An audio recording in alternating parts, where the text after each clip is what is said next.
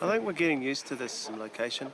It's not the easiest one to transport people in. It takes us like probably about 40 minutes to ship in 30 people.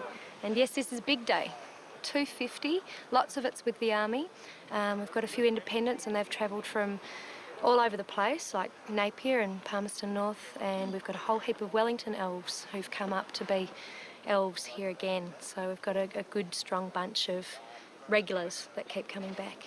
It's a good location. It looks like the moon, but there's a lot of, you know, ankle twisting and good knee snapping to be done, as the actual set is so small and they're making people run.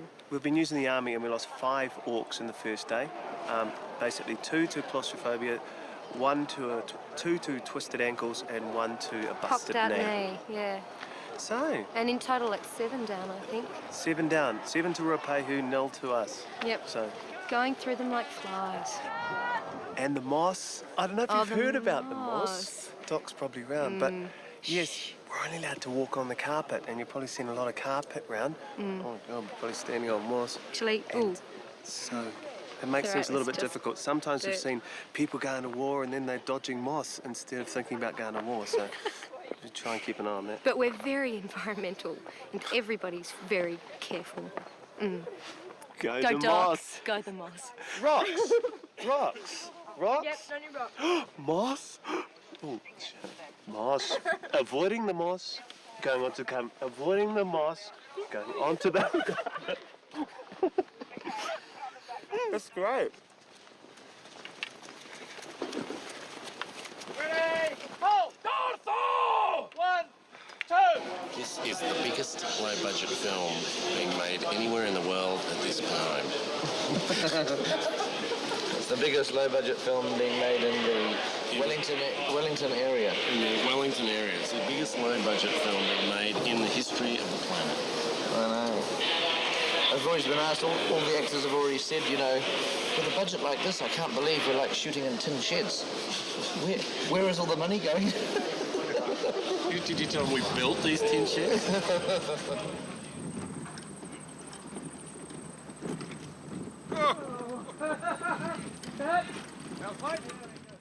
We're going to have Music of the Ring, which is a kind of almost beautiful elvish music.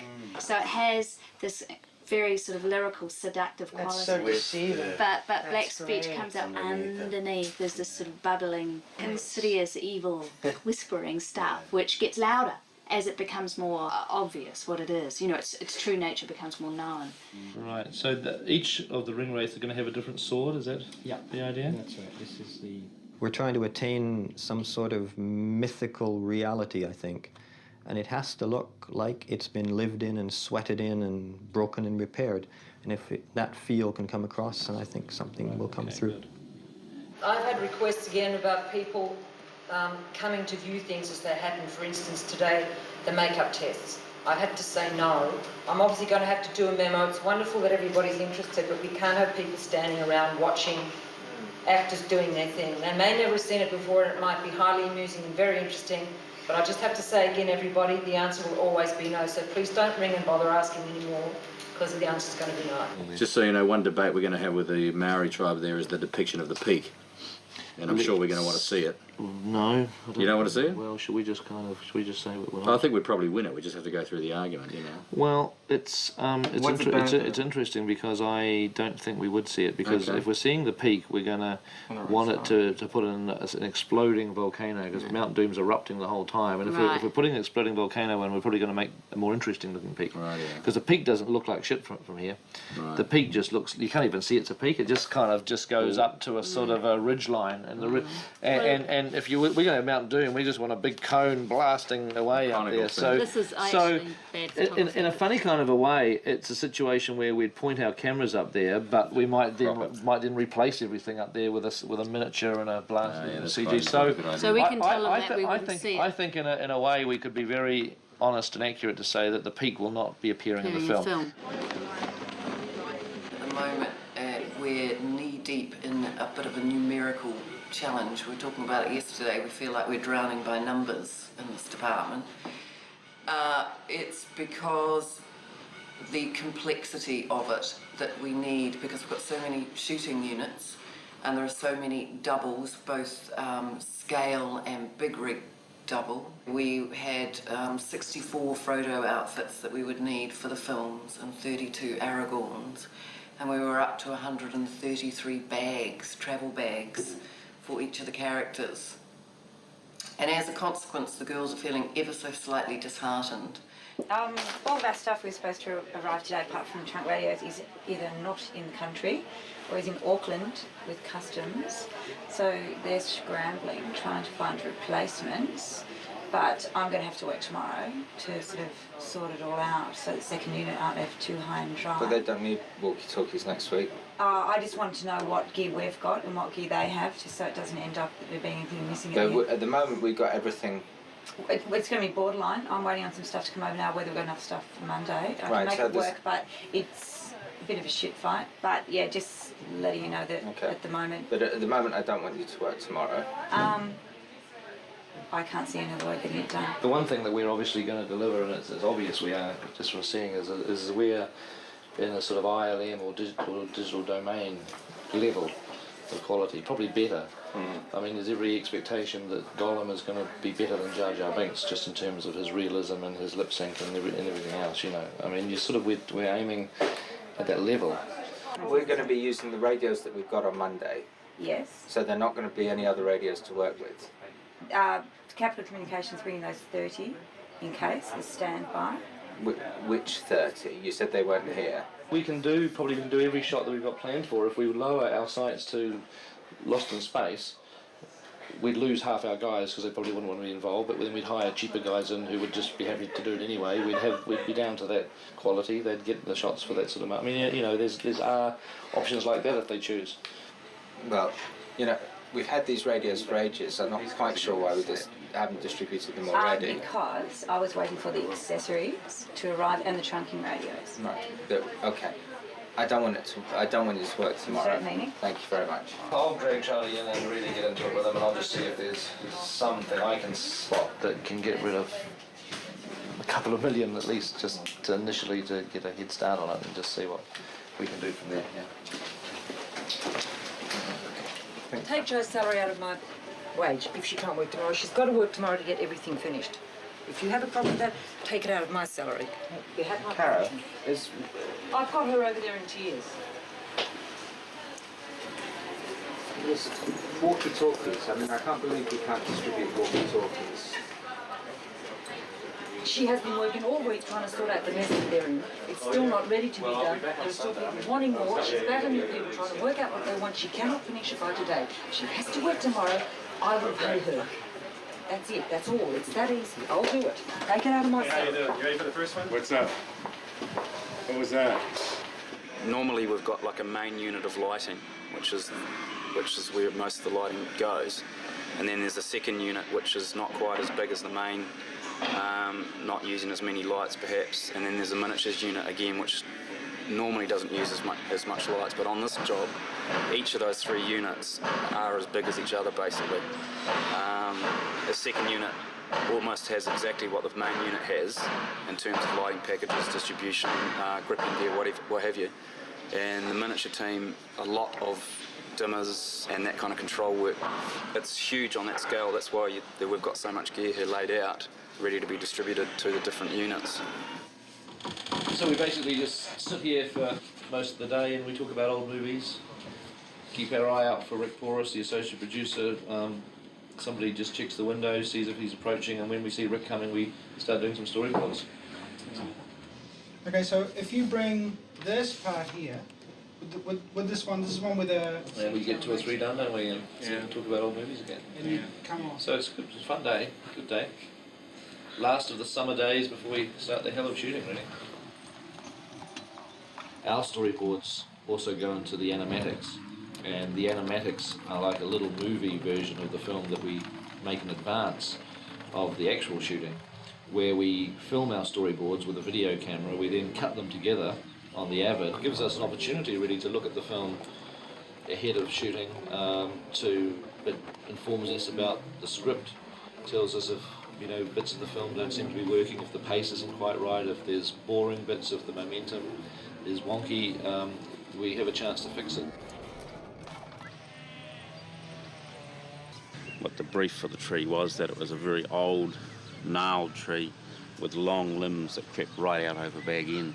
And that makes it a nice looking tree, but logistically it makes it very difficult in that it is so unbalanced. All the leaves which would shrivel have been picked off, and these are all artificial oak leaves that are wired on. There's about 250,000 artificial leaves. So we had 10 people for just on a week and a half wiring leaves.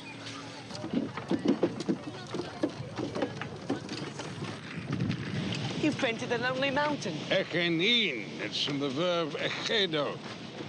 Plural, not singular. That's right. It's Sindarin, the language of elves. First of all, standing or sitting on there, and then you're going to climb over the back. You have to climb back, and then you can go around. So your arm's dangerous there. That's all right. Yeah, okay. Okay, Zane here hasn't been out at the big show for a while, and he's ready for the ramp now. Come on, Zane. It feels like a million different moving parts. Aren't connected, they're just attached. Nice. There's really nothing you can do as train for it other than get up in them and walk up and down. These hands work as the same scale as the rig, but they also hopefully double to show human contact with the hobbits and helping with the scale.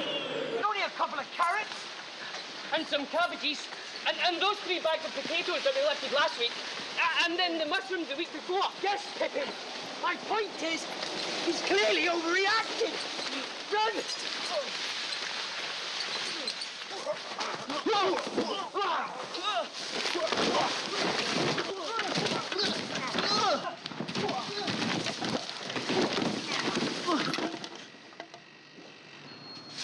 Elijah has to fall down onto the ground. It was very serious shot. Falling down onto Billy with me by his side near his anal passage, and as he fell down, he let go a little burp.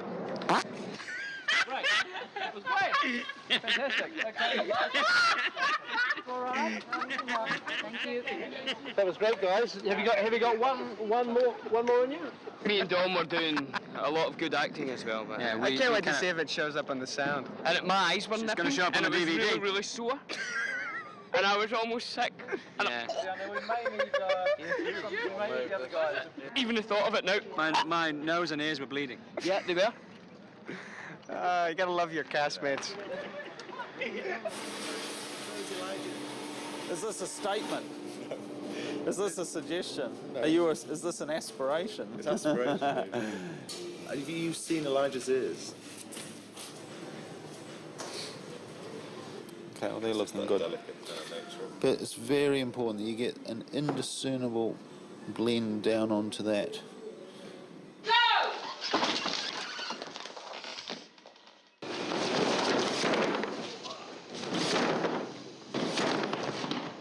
If you don't know what you're doing, you can basically send your knees through your chin. Go ahead and save him, I sell.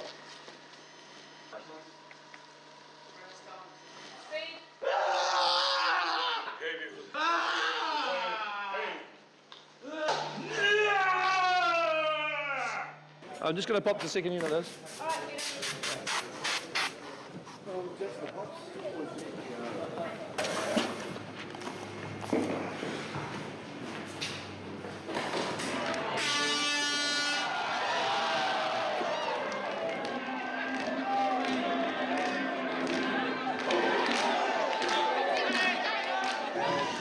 Go on, Sam. Ask Rosie for a dance. What, me?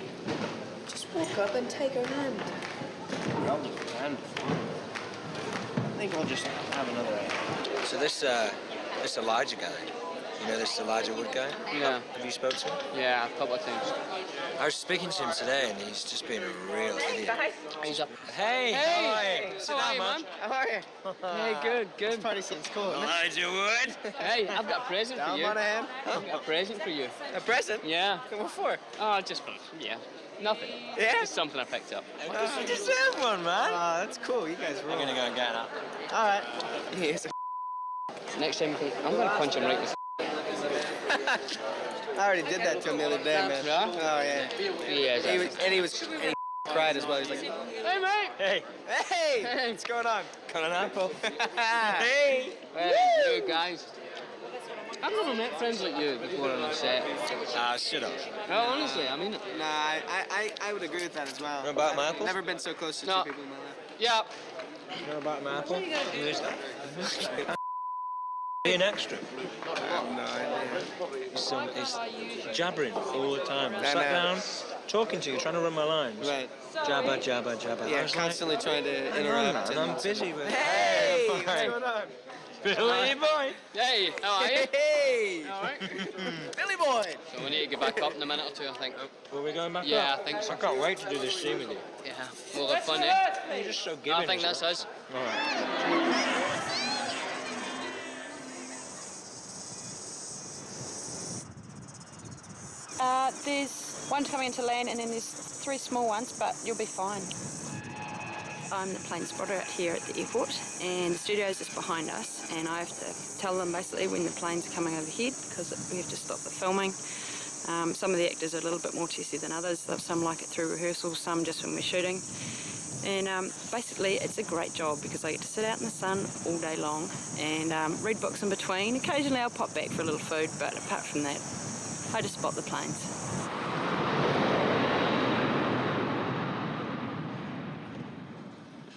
We could try and get a shot that comes in through the doorway. Where does the ring fall? Get left? It gets left on the floor by the fireplace, and then yes, we want to be able to look back through at Gandalf and Frodo sitting on the floor here. Where's the kitchen stove? There. So that's the table. So Gandalf might be seated up. That's about as far as we'd go. So if we have Gandalf sitting up there, here, and possibly Frodo in the foreground. So we're moving in and Gandalf is sitting right on the chairs there. In fact, if we turn the chair around so that he had his back to the fire, we might get a slightly better picture, slightly better image. Yeah, because it's easier. The cable here.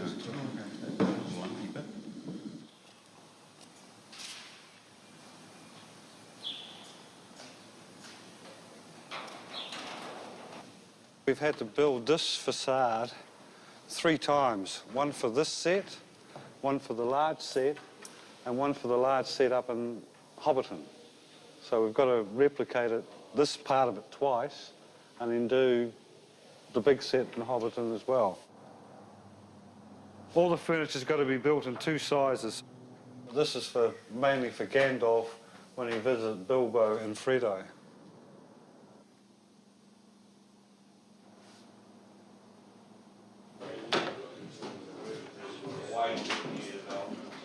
And that's right It is a bit spooky.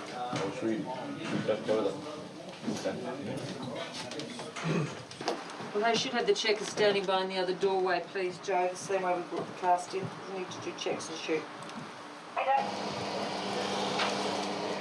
Set and action.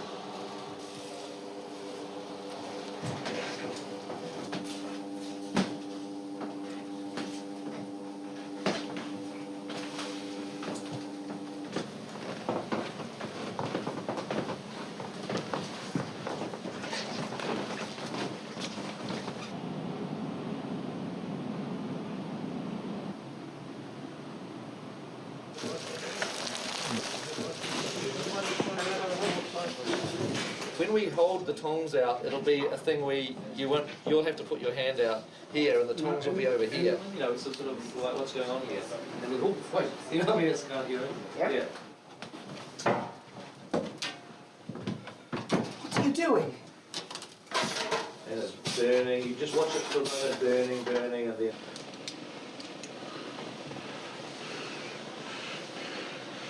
Give me your hand, Frodo. It's quite cool. Hand comes up, pop it in, and then just go back to your eye lines again, your cheated ones. Oh, can you see? Can you see anything?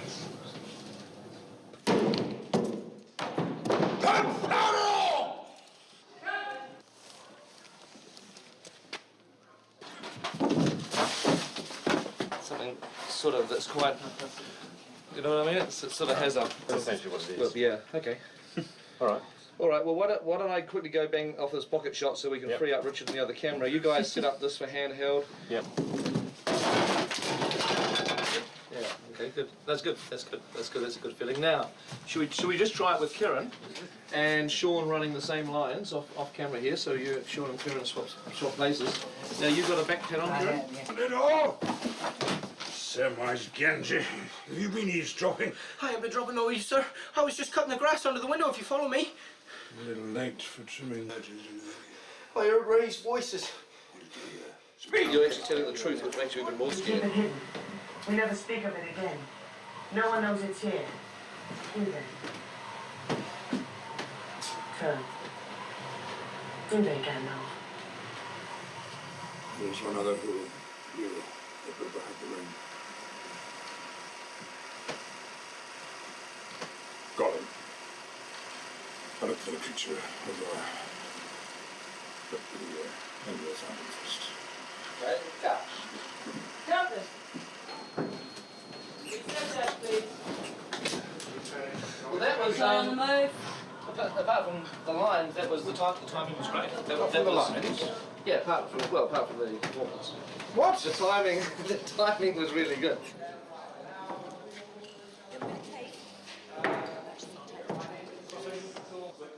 Oh, my staff's still in the other room. So you can listen to yourself, and when you hear turn, you can just sense that spot. So when you do it without the playback, you'll be able to feel the position of the camera for when you should be turning around. You know. We put it away. We keep it hidden. We never speak of it again. No one knows it's here. Do they? Turn. Do they, Gandalf? That's it? That is so utterly confusing. Okay, it looked good. It looked good. Did it look all right? Yeah, you can use a little bit of...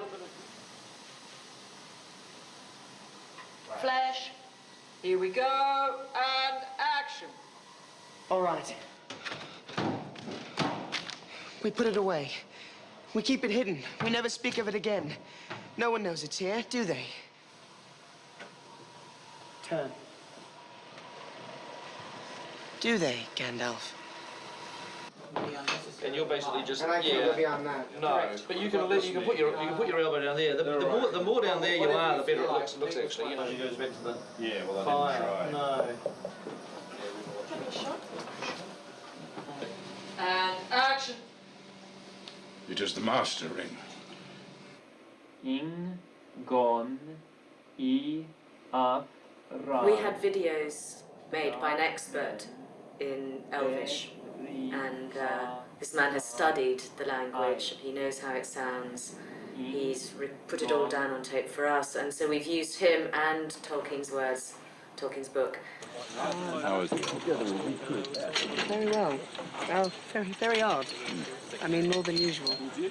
Last week he wrote his will and started roaring with laughter.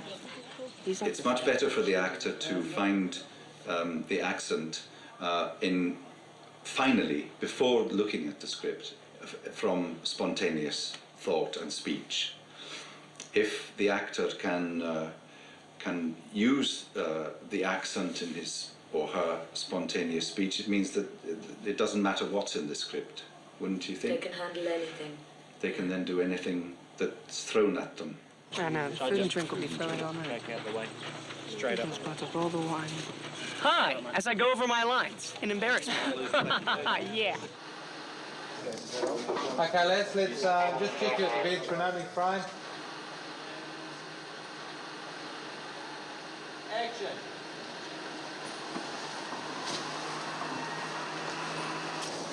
And towards up. And strike. Strike. Strike. And it's snug in the scabbard. All the swords have a very slightly rounded off point, supposedly for safety, but if you tried hard enough, they would still go through somebody. It's just to reduce the risk to the actors a little bit. Actors don't like bleeding unless it's on cue. I've been a professional sword maker for about 12 years now, and 6 of those have been full-time. Since I've started here, I've been working on things that are the swords I've dreamed about working on, and I've also had nightmares about some of them. Since I started here, I've probably made 40 or so hero swords, 60 plus aluminium swords for the stunt work. And I've also worked on all sorts of other things, like 100 or so weapons made out of EVA foam for background work.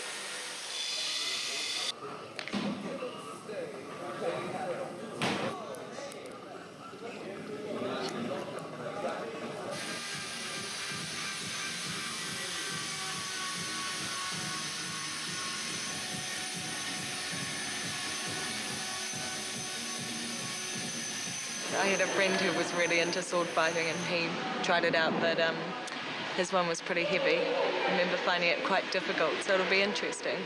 Action! I haven't slept in just maybe 2 days or 2 hours over the last 48. Lots of dancing, about 9 hours, and but yeah, no, fully into it. And action! 2, 3, and 4. Okay, once again. Putting the power in. 1, 2, 3, and 4. Okay, one more time. Pull the voice up a bit, don't. Yes, okay. On guard. Okay, just wait for the cue. And action.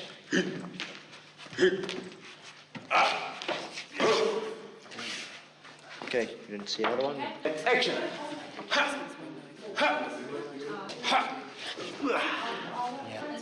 Okay, yeah, place yourself. I've only got one thing to say. Yes, what? Yeah. Summed up my whole... You can't be... Good, and...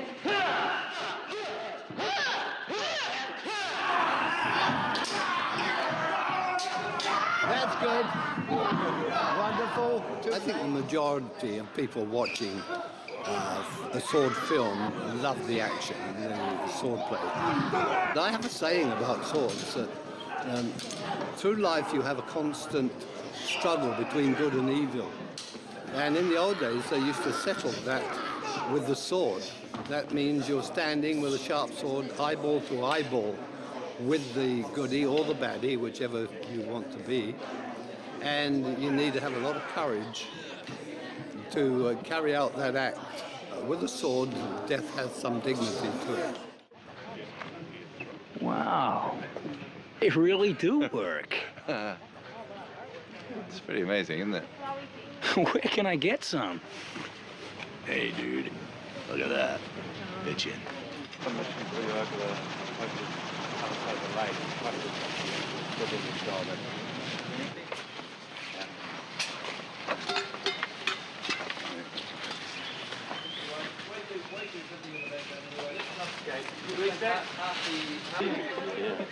I was so excited because I've been hanging out for about 2 years. When I first heard the movie was going to production, I actually wrote a letter. I would have been about 16 or 17, asking to be part of it.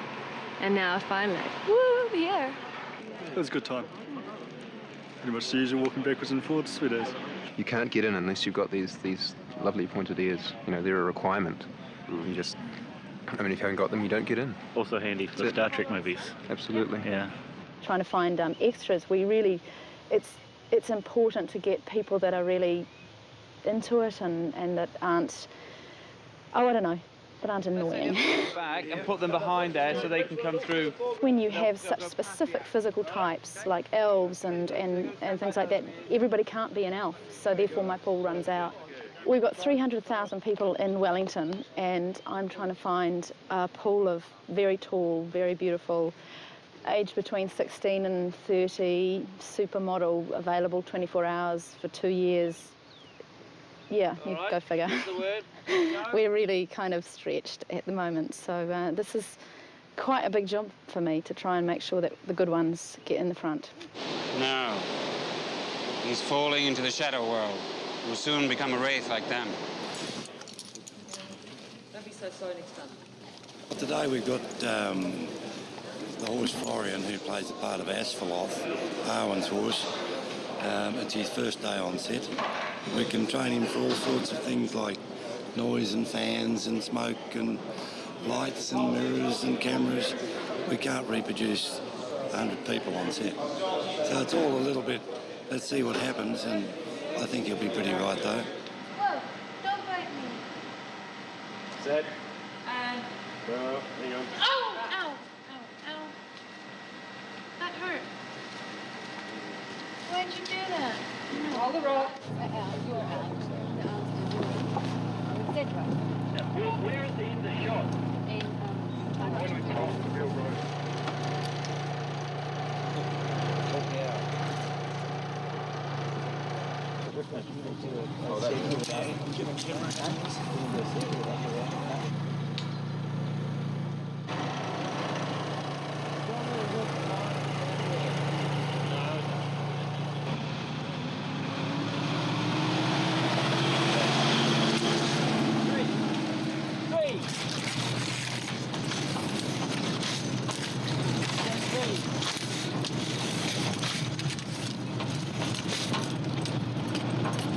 Cut it there, please. Okay, So string on one. Strings and shot. Strings on two, and you can very slow.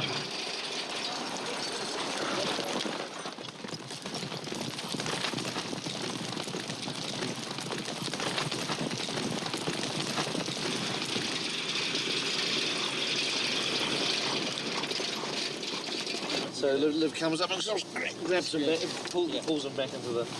Retrieving them back up. Which would be nice, just really... Well, should we do the hit as well if we're going to do that? Or no, are you happy with it? You want a one like that? Oh God, it's raining. Guys. We have the worst luck in the world. This rain's going to trash the costumes, just sort of give it a chance to ease.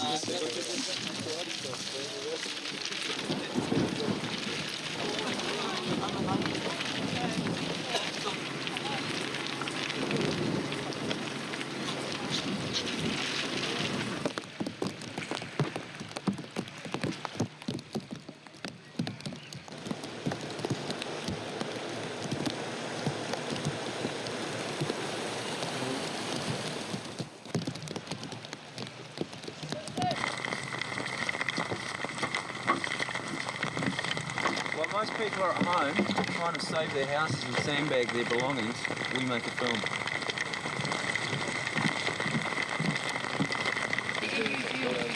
Hey, when are our scale doubles ready, Gary? Cheering on you.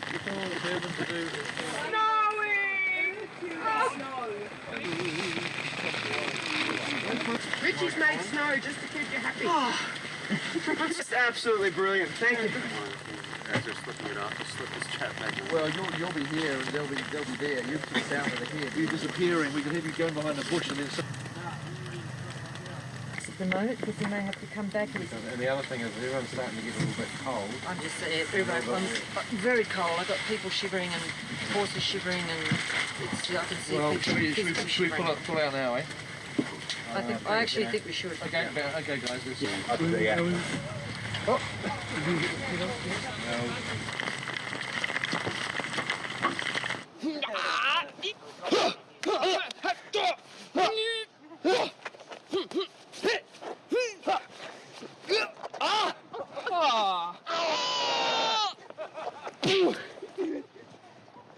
Done and done.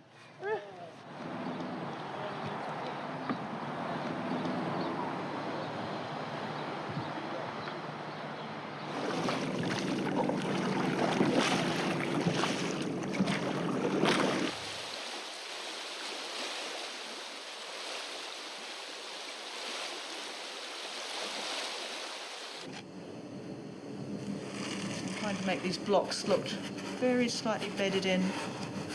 They've shifted a bit over the years, they've slumped, they're weathered, they've aged a bit. Crack.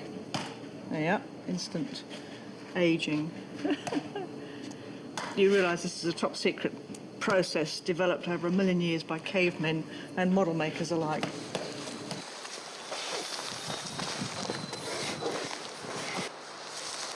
it's very hard to see anything when the sun comes out. It's very contrasty. Trying to design a film set for the elves in the same way that the elves would have designed their own habitation, which is very much part of nature in the forest, and building around the trees rather than bulldozing them. So we're trying to be sensitive as we can. The logistics of actually getting large pieces of sets which are built in Wellington, transported out here, and so I kind of have to keep half an eye on what on the practicalities, but I don't let that kind of hold me back.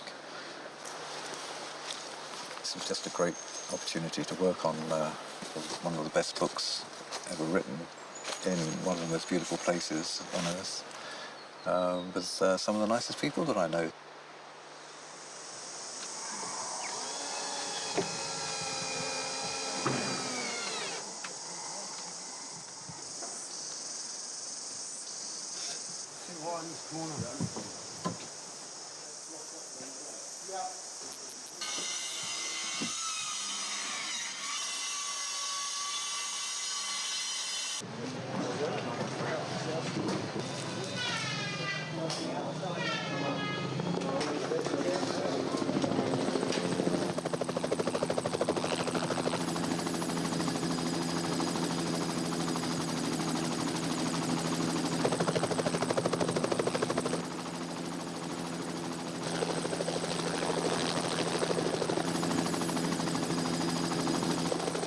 Wind draft from the helicopter just pushing the set around, so it's better to get rid of him and we'll just get some guys out there and we'll lift it into position ourselves.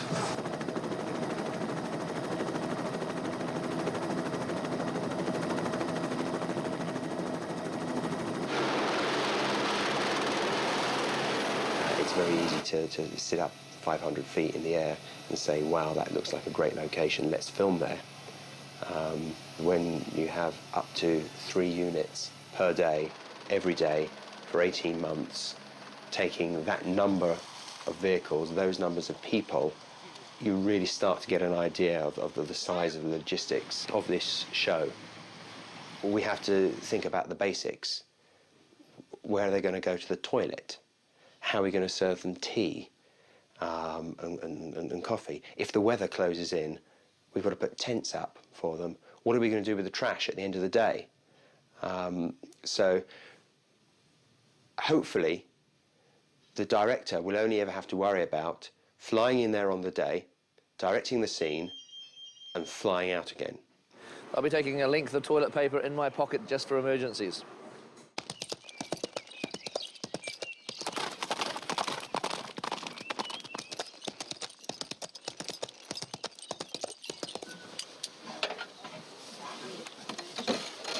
Those turret things were on the outside, but maybe there's different. Oh, well, it's obviously the right side. Honestly, I thought I'd just throw a blue behind it when we get the line up and shoot an element, and then that would become the basis for the painting that we pin into it. Right.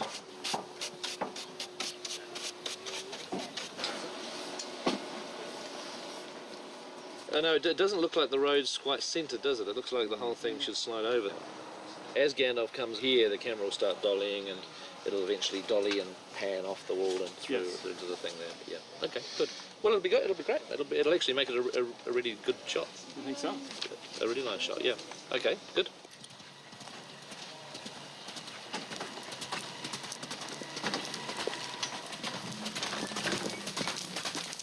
I think we were late getting away. I think we're a little late getting away. We need to just whiz another one.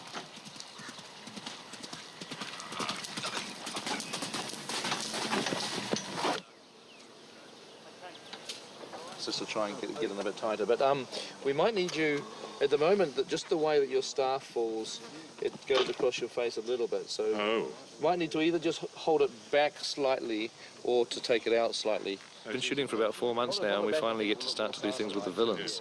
Like we've done a lot of shooting with the hobbits and Aragorn and our heroes, and it's great to finally get the dark part of the story on film to start to set up the sort of the opposition, as it were.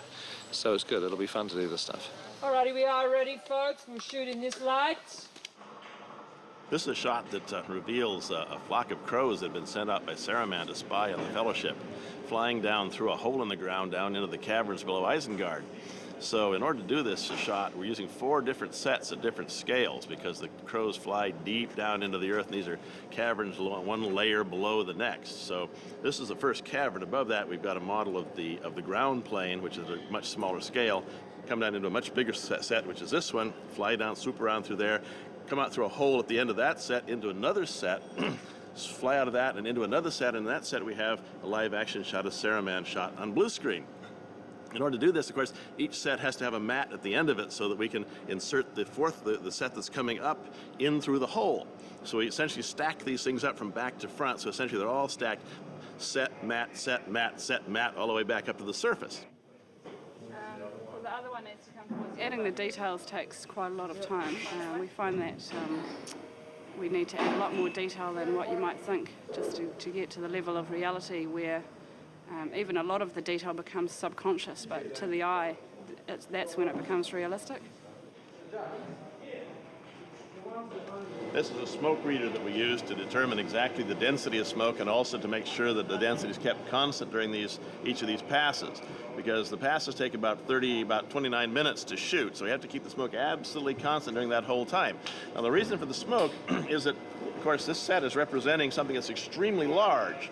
And in order to get the feeling that things that are actually only maybe a meter away are actually 15 meters away, we have to build some kind of atmospheric perspective into it. And that's done by shooting the very light hazing of smoke over the whole set. So we shoot it in the clean air, and we also shoot it in the smoky air. And then when we put it together, we can combine those. So when we're far away from something, it's quite hazy. And then as we get closer, we can dissolve from the smoky pass to the clear pass. You have the feeling that you're traveling much further than you actually are. It's a basic trick of miniature photography to try to create the feeling that something's a lot bigger than it really is. Attack. Attack me. What? No, attack me. I'm going to do that. Oh, yeah, you attack. First here, second here, third here. They're not too much trouble. If they get too much trouble, you just pick them up and they can't do anything. No, you attack me. Attack, you attack. I can't see them actually having a sword and going clang, clang. They might have to occasionally, but as you say, Or maybe on run up on a piece of wall so it's the same height. Yeah, well, that's right. Well, you could do that. We could get him doing that. All right.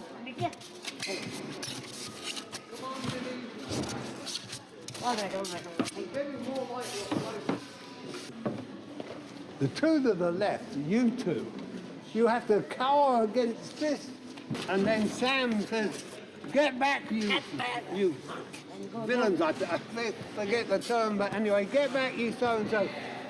Okay? Yes, sir. Get back, you. Wow. Bad backward fall. You'd look where you were going, and then you went back like this. Okay. Hey, come on. We put your... Give him another match. Oh, extend that. Give him another.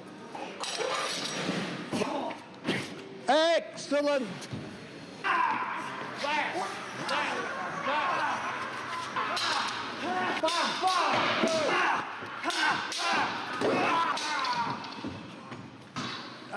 Okay, that's good. Help him up. Great. Not so great. We've got to do another. It was almost great, but not quite. Gentlemen, to make it work better, crowd him, right? Fuck it, wrong place. 5, 6. Yep. That's why it's high. Yep.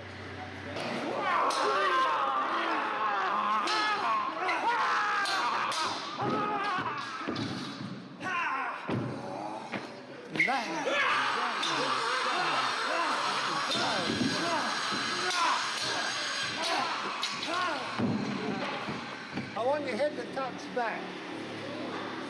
Yeah. On his spring. Come on now. Okay, try it. Do it. Go. Right, yeah. Go on. Boom! This works out well where you can sort of probably not use the master very much too as well. Yeah. Which would be quite good one. If you don't use the mouth, then what about your eyes? You reckon it will be contact? No, they'll be fine. I mean, we'll just have a look at the footage, but I think we're not gonna notice. I think we'll be sufficiently far away. Yeah. Really? I think you'll be okay. I think this will be better than a mask, won't it? Yeah. Martin, you look just like him. Lucky man. Like, wow. So can we just strip everybody? Strip everybody down to their jackets and so keep the trousers on. Stand in the line, act like you're going to wait for the bus. And then when I say mingle, you mingle. But don't cross the line. Because then you lose points. Roll camera. Hey. Set. Your call, sir. Okay, and if you could, if you just do a little bit of, rocking around. Nice to see you. You like kind of... Maybe how's the missus? Good, man. Good. Right. Hello. Right. What's your problem? What's your problem? Well, what up, Pete? What up? I'll show you. Let me demonstrate. Okay. Continuing on. So we all start here, right? And just go across to here, and then and be looking around left and right.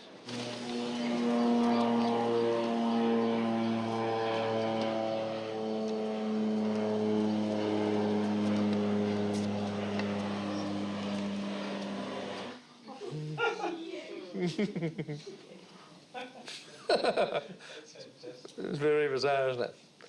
It's a good one for the old DVD.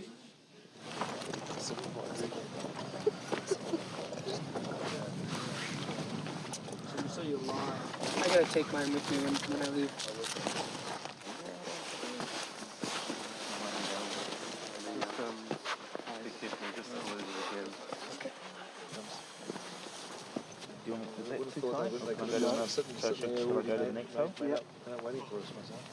My name's Katrina Talbot, and I'm the back half of Bill the Pony.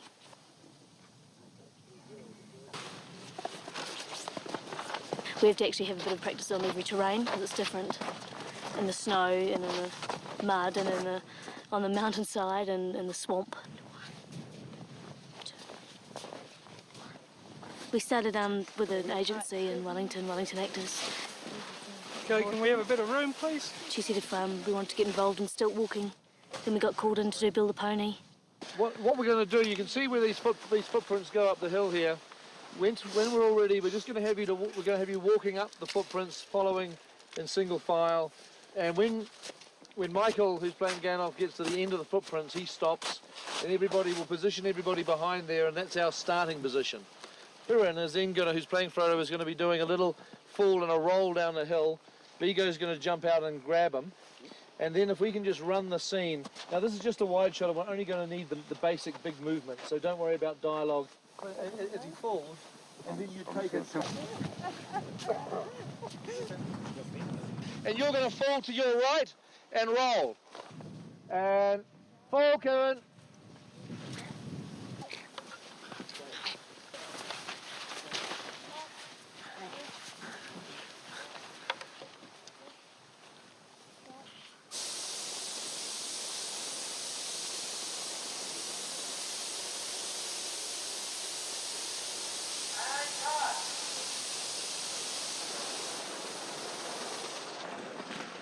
We've got the scene where we're walking through the snow.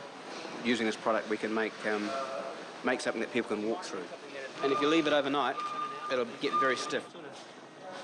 And then we can use it for other bits of snow. And they use it to insulate houses. It's amazing stuff. It's the best snow we've had.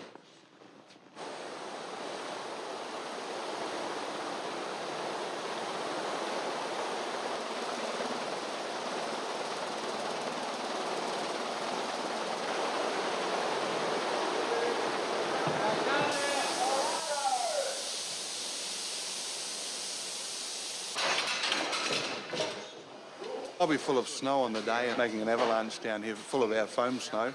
The actors will be going along the top of the set and creating an avalanche for them to be buried in. So you see them looking up going, what the hell? and a veil of snow comes down, you're not quite sure what's happened. You see Gandalf be pulled off the rock.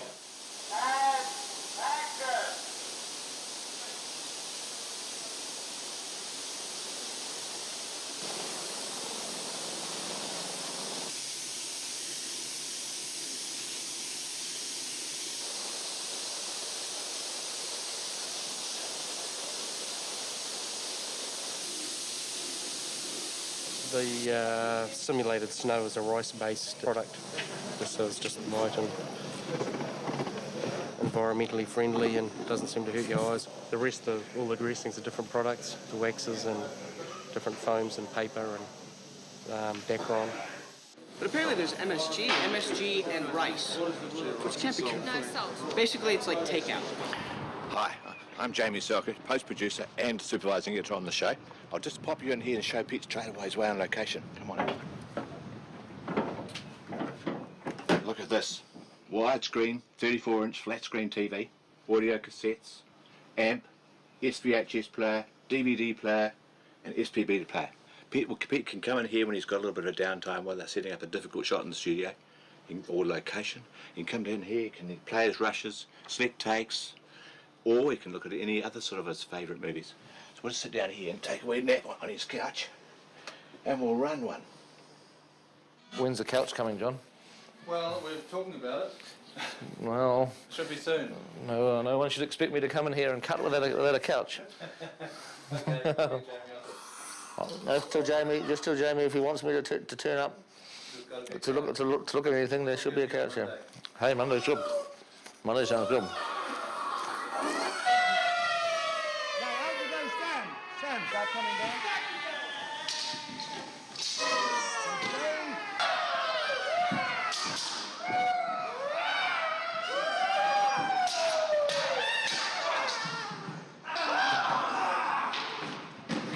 Kieran's birthday, what was it, on Tuesday? Tuesday, On yes. Tuesday, it was Kieran's birthday.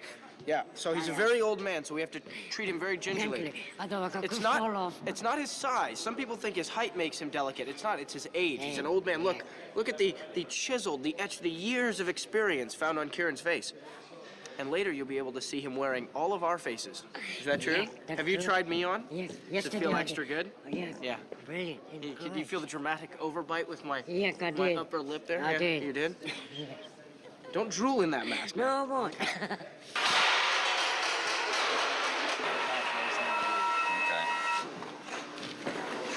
Any particular shot, we're going to have a floating moon. Yes. On a scissor, and Like a moon. Oh, you mean a light? Yeah. Yeah. I mean, if he wants light coming in through the forest, he's screwed, yeah? No, they can shoot down over here. They can light above the glass. I think we're going to be working in here predominantly with Steadicam myself. Yeah. Obviously sticks at times, but I don't. I think a lot of the feel of this really suits Steadicam. Yeah. And just in terms of, because it can be that slight kind of glidey kind of. I don't think it doesn't need the precision of Crane and Dolly. I don't think it'll feel a little bit more loose, I think. Is Frodo at the back? Is it Sam in the front? Yeah. And on action, they'll just slowly come down.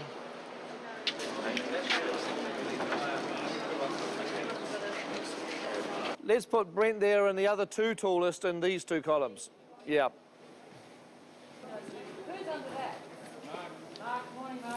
Okay, so the concept here, guys, there's going to be a lot of wind and a lot of noise, and we're not going to be able to talk to you.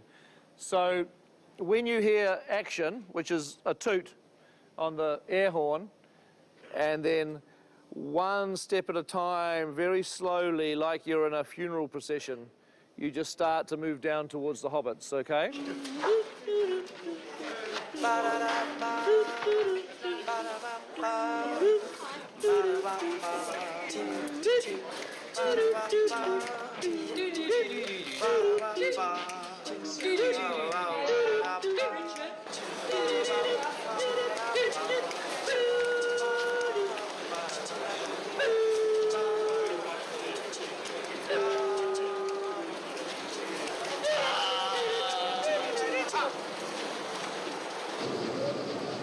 Hello, Jan.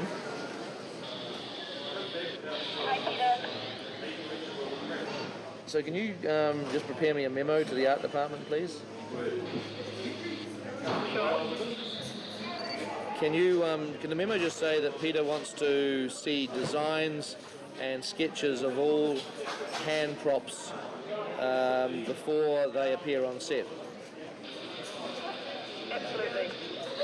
And that Boromir's bag that was presented to me today is rejected as a piece of design. Boromir's bag? Boromir's bag is rejected as a piece of design. I don't like it. Okay. And that Boromir will need a bag within the next 2 or 3 days, I guess, so that they better come up with some ideas. Do I have my bag at this stage? Yeah, I just need to. We'll drop that down on final. Because I don't know if I have it at the Moria Mines.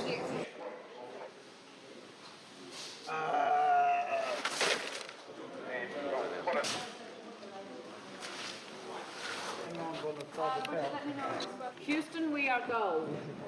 When you give roll camera, there'll be 10 seconds rolling, and then Richie will give the cue action.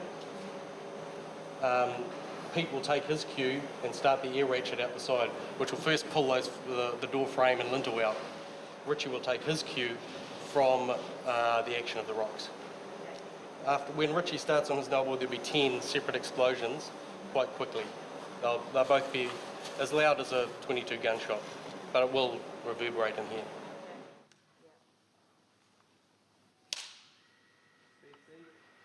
Speed on 8.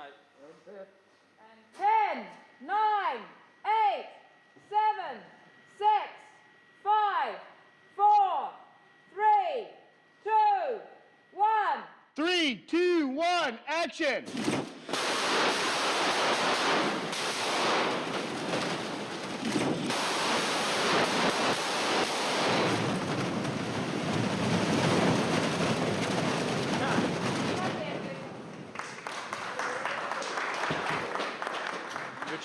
Let's do one more of those, just for luck. It was great.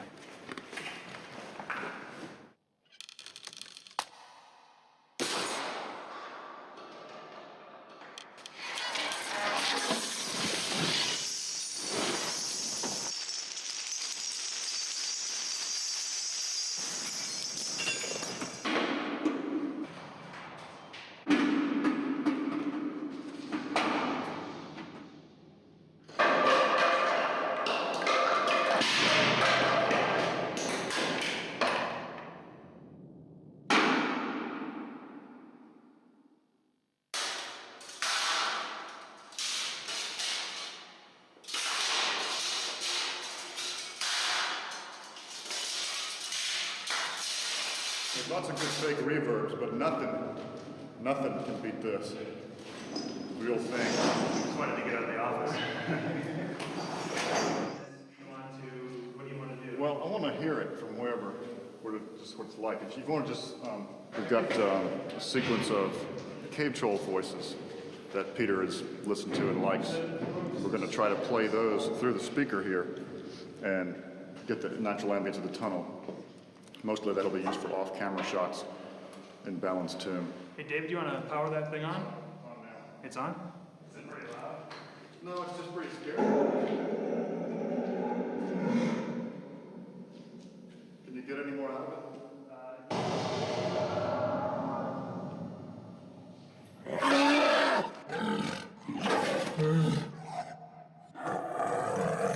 Once the workshop have finished the physical sculpt, we bring it over into the digital world, and the way we form that bridge between the physical model in the workshop and the digital model here in Weta Digital is with the 3D handheld laser scanner. It's what we use to get the model into the computer. In the old days we used to animate, just one frame, frame A to frame Z, and that was it. You wind up spending as much time probably animating a scene as you would doing it in stop motion, or maybe even more time. You spend that time refining the work and making it as good as you can make it, rather than just, slowly, carefully you know, walking the tightrope of stop motion where you go from frame A to frame Z. But Gimli backs into there, the cave troll thinks, right, I've got him. You know, that, like, there's nowhere to go in there. He can't dive. The cave troll comes for him with his hand, and just as the hand's coming towards Gimli, then...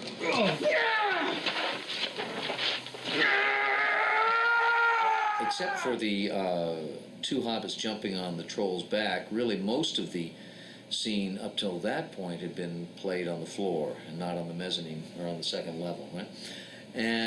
But you know, getting into the set before the set was even built, when it was just built in the computer, I found that, well, you know, if we get a lot of battling going on the second level as well as the first, you'll be at troll eye level, which is kind of neat because everything else, everything in the storyboards is sort of, you know, looking up at him the whole time. Now, what I think would be good to try and, depending on how long this lasts, is that the full length of it, is it? Yeah. It could probably be about half that length. Yeah. It'll probably just be a woof. So yeah. Seems like Aragorn would come from there and just like get him in the flank. Sure.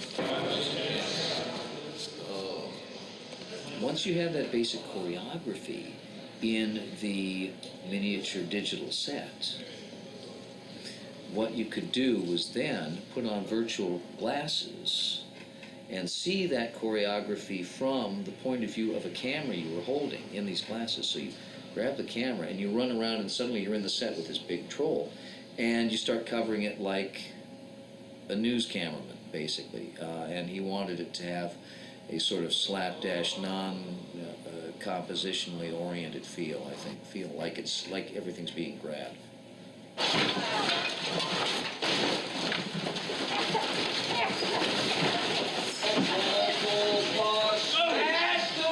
What's challenging about Peter is his dumb ideas, you know, because he said, let's have Legolas, you know, run up the chain and jump over the troll. And I thought, that's really dumb. But, you know, and I wouldn't have come up with that. So let's see if there's a way to, you know, to stay with that and not talk him out of it, because sometimes you'll hear something that's out there, but and just say, oh, that won't work, that won't work. But I've seen enough of Peter's work to know that A, he's out there, and B, he usually makes the out there stuff work. We get on the set, and Jeff Murphy's directing it. They're setting up to do Orlando running across this thing. And just as they're getting set up to do the first take, I said, Jeff, listen, why don't can we just have him grab a moment in the center and pull an arrow and try to fire it into the guy's head? Because that makes him more aggressive than just you know, acrobatic. And he can try to fire it into the troll's head, and the troll will knock him off before he can fire it, right?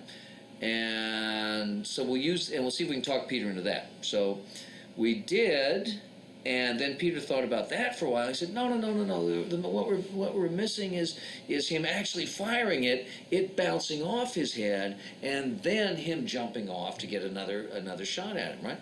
So that's sort of how the collaboration has worked. I'll have an idea, then he'll have an idea that tops that, and I'll have another idea that tops that, and he'll have another idea that tops that. So they just keeps building, you know. Okay, here we go. Straight into one, please.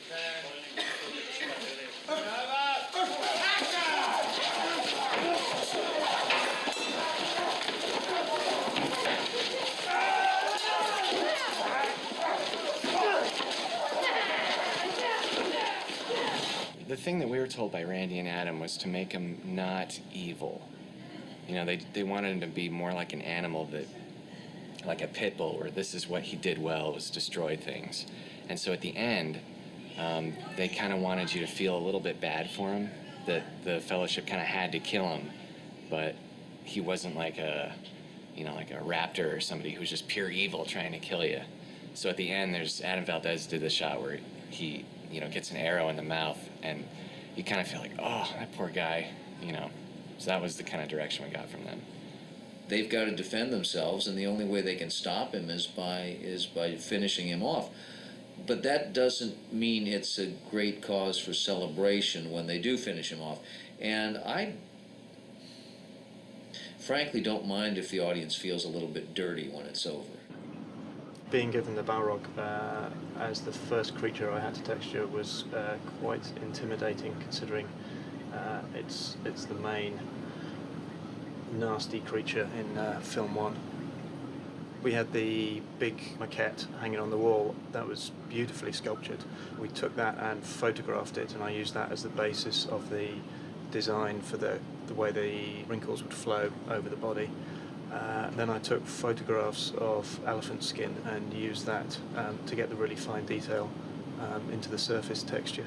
I think we have a total of around 14,000 total textures on the Balrog, and it can be a lot of work to actually just merge the different layers together, especially with a creature like this that is self-illuminating. He lights himself from inside, essentially like he's on fire the entire time. So we needed to see the global amount of how much he could light up, and this is definitely taken to the extreme, and we have a couple of areas where he just gets white hot that we have toned down quite a bit. And then this is, of course, just half the creature, and then it gets duplicated to the other side, and it makes it faster for the texture painter to be able to paint that way and see what the creature is going to look like before having to do twice the amount of work. Well, this is just the various views. This is the view that we'll finally seen up on screen, and this is exactly the same moment seen from various different perspectives. You can twist your way around it to see how things are looking from various angles. A representation of where Gandalf is in the final thing there. The difficult thing that I've been finding with this shot is getting the transition between the Balrog coming forward in a threatening manner and the realization that the supports have gone out from under his feet. There's a kind of a moment in between those two ideas that's been a bit of a tricky transition to get. When a set dies, it goes to set heaven. We have this person called the Strike Master.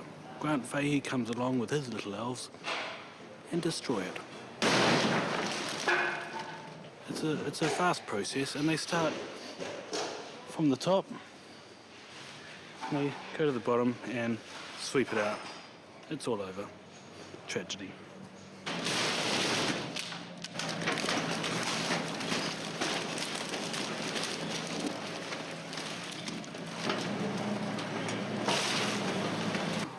This links us to the satellite. We send UHF over about 3 kilometres, and then we send a satellite, God knows how long that goes. It goes to Wellington, then it goes into space, and then it comes down again and goes to Tianao at the moment, because that's where the other guys are. And this, come with me, I'll show you.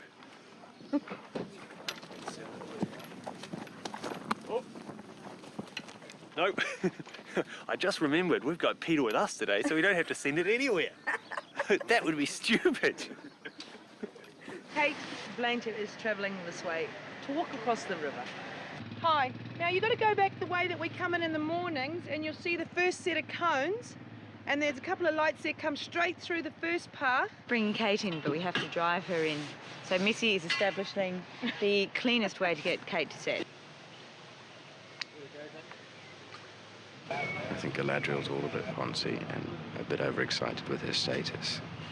We don't all need boats. You could have got the bus, used public transport, or the subway. The thing about Peter Jackson is he'll never ask you to do something unless he's done it first. So he's going to go in the water now.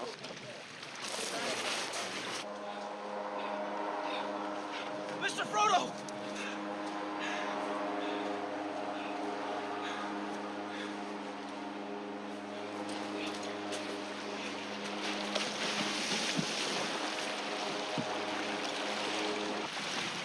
Down and have a look at his foot. Mikey, where are you? Let's sit him down and have a look at his foot. You want to sit on the bench or do you want to sit on a chair? We can go to a chair.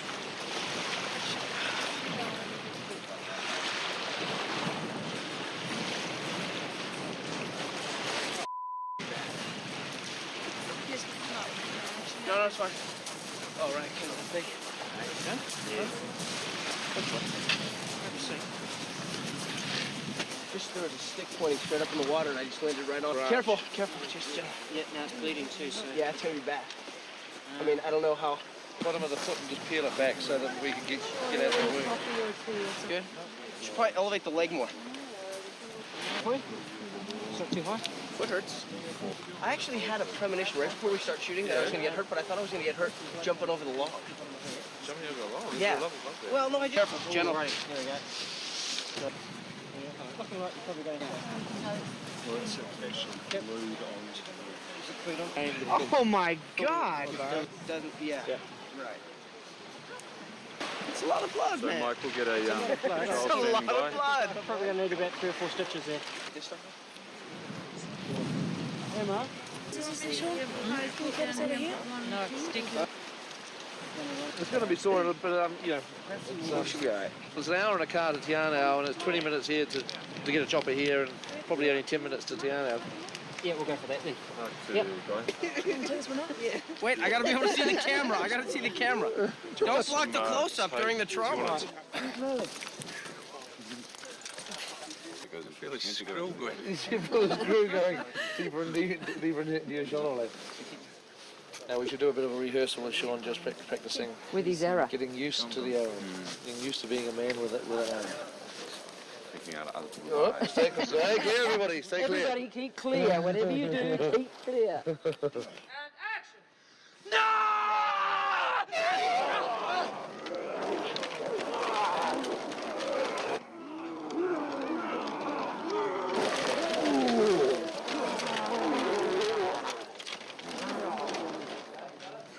And then I can hear the Iroquois just like this with the pom-poms cheering me on.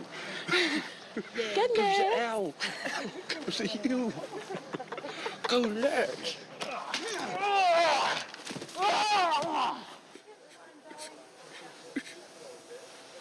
Idiot! Is it better? Aragorn running. Cool. Well, see, he goes to the list. Oh, so he does that. Is the head off. In cutting the action at Ammonhan, the climactic battle at the end of the film, together, there are a few things the editor asked for. He noticed we needed a close-up where Aragorn registers, after killing Lurtz, he registers that his compatriot Boromir is dying, and he needs a moment to go from victory to tragedy, and he runs off to Boromir. So we want to pick up that moment. And then we also want a moment where Merry and Pippin realize they're about to be captured. There's a point of view of Uruk approaching them. As you get into Ritchie, come down like this, and then like you're going down. If they're down here. I want it to look like you're coming right at the camera to pull. Actually, quite a lot of effort to be able to do this. And I find myself conflicted. But right now, finishing the movie seems to me to be the most important thing, and helping Peter out in that fashion is appropriate on this film. It does take me away from a lot of other responsibilities I have. Raise your thought. That's it. Like that. He's mad. Sane goes off shooting his own film. There's very little relationship with the one that we're making, but we have to keep him humoured. We have to keep him feeling happy and good. So we just give him a camera and a crew, and he's as happy as Larry. Stays off our backs. It's a brilliant scheme. Going? Yeah. That was great. Much better. Yep. Oh, Vigo. Sorry. Hey, Vigo, are you on camera? No. Yeah. We could have used him. Hey.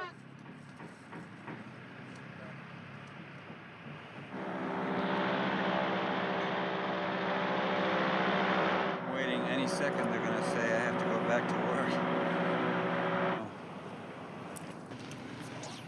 The more variety you give them in terms of what you do in takes or what you offer the other actor, the more chance of something interesting happening. If you don't do anything thinking, well, they'll never use it, then you're giving them nothing. And when we're going at the rate we're going here, it doesn't seem like it. Here I am fishing and all that, but that's because I'm waiting between shots. But we don't have much time to get it really right, so the more you can throw out there, the bigger the better. I think I better go learn my lines and forget about this for a while. Your killing machines move forward with the intention that you're going to kill. So keep it fluid, not stilted. Give it the best you can. Thank you.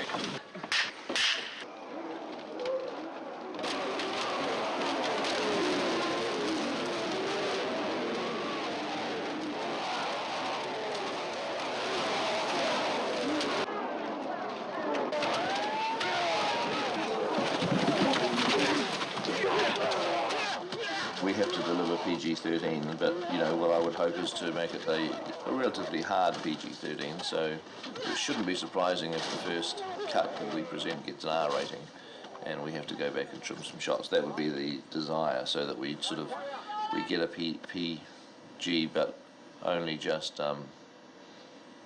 sneak in, as it were. We're having to trim some shots, and then of course whatever we trim can go in the DVD edition.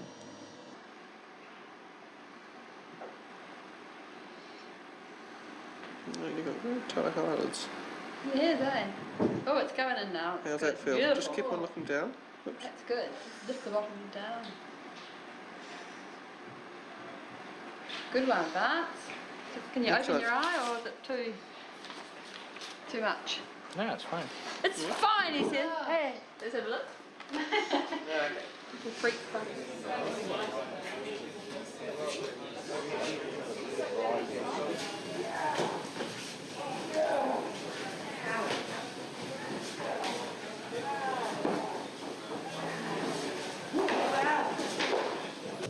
You'll arrive, the others will arrive behind you, Thomas will arrive, and then go. So you're only probably on there for 2 or 3 seconds. And we'll make sure once they'll come straight behind you, and we'll make sure everybody stops safely.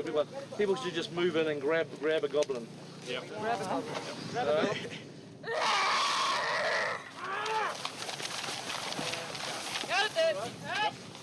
The only difference between our background and our hero costumes for our goblins are pretty much as the hero lightweight chainmail, which was conceptually thought and designed and produced for this particular film. It's a chainmail that's 1/5 the weight of steel, so the character's able to wear the costume for a long period of time without feeling any fatigue from any exhaustion or weight.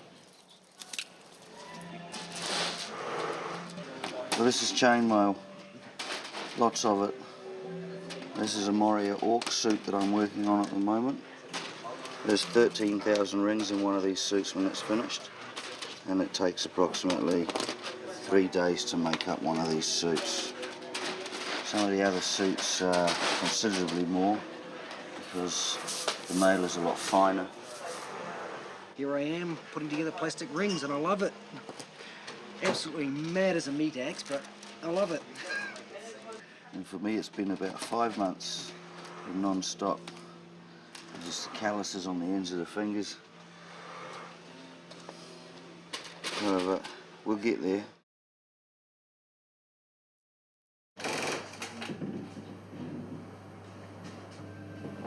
Welcome to the bubble. Welcome to the bubble. This has been our home for what, the last year? 2 years. No, we only had the bubble for about a year. And the hostage. Oh, and the hostage, yes, we can't forget the hostage. He still hasn't coughed up his secrets. This is 5 million rings that we've put together, which is 10 kilometres worth of chainmail if every ring was stood on its edge. The only reason we know this is because the amount of materials that we've ordered through the supplier comes to 10 kilometres worth. There's twice as much chainmail as ever was originally asked for. And you can imagine how we felt when all of a sudden all these stunties are wearing chainmail at Helm's Deep and giving it absolute death.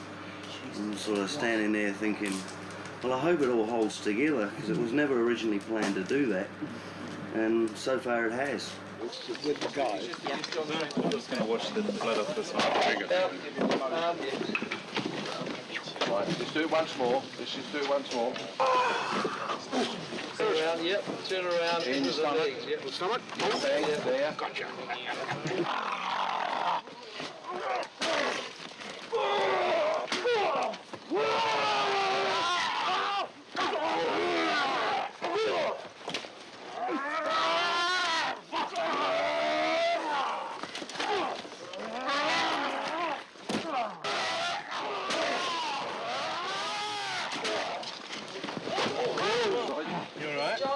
Big Pete.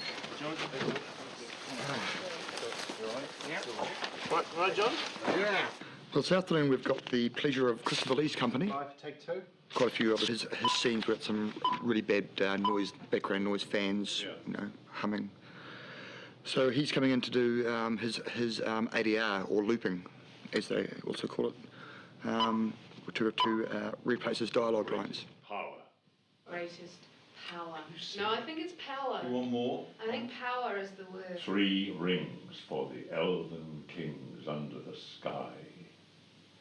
In a sense, Most famous. is the most famous quote of the whole It is. work. And not only that, the way that you 7 for the dwarf lords and their horses, but stone, you're 9 for also mortal men doomed to die, invoking it. 1 for the Dark Lord on his dark throne in the land of Mordor where the shadows lie, 1 ring to rule them all, 1 ring to bring them all in the darkness, bind them in the land of Mordor where the shadows lie. I mean, that's so famous. It is.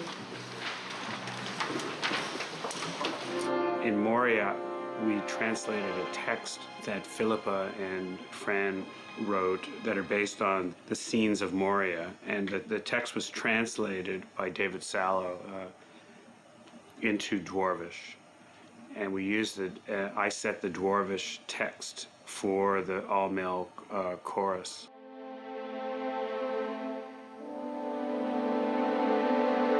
The orchestra set up very much as the way a pit orchestra would be set up in an opera, and you could imagine the proscenium of an opera stage to be the equivalent of the screen in the cinema. And the chorus is used in a way that it's coming right off of the screen. It's actually playing right through the screen, and the orchestra is below it.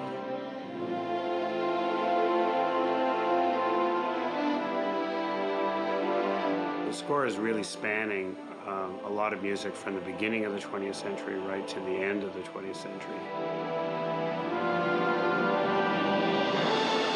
Film music grew out of opera music, and the emotional aspect of opera music and how it was used in theater just it seemed to appeal to me to conceptually, like, of how to work on the score.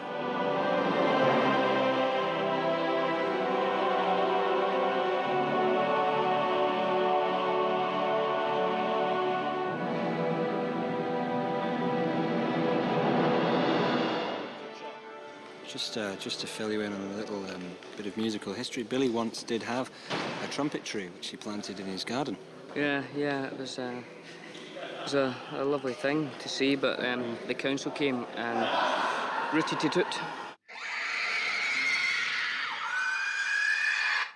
Premix mode, it's like we're building a house, you know, we're sort of going through all the different sounds and all the different ambiances. I think you just have to punch it up a little bit. Hundreds of different tracks and sort of deciding how that they should be juxtaposed to the film. For us, it's where we get to see the film sort of blossom into, take a whole new dimension into what it ultimately is going to be as this wonderful experience.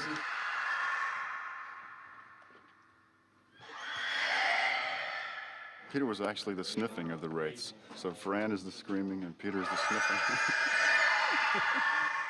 We had 2 recorders going on our first scream, and neither one of them could take it. No, I know.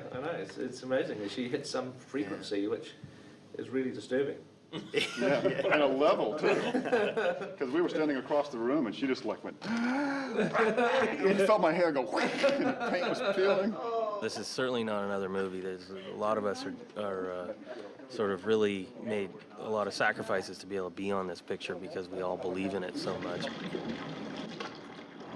Welcome to Rivendell, Frodo Baggins.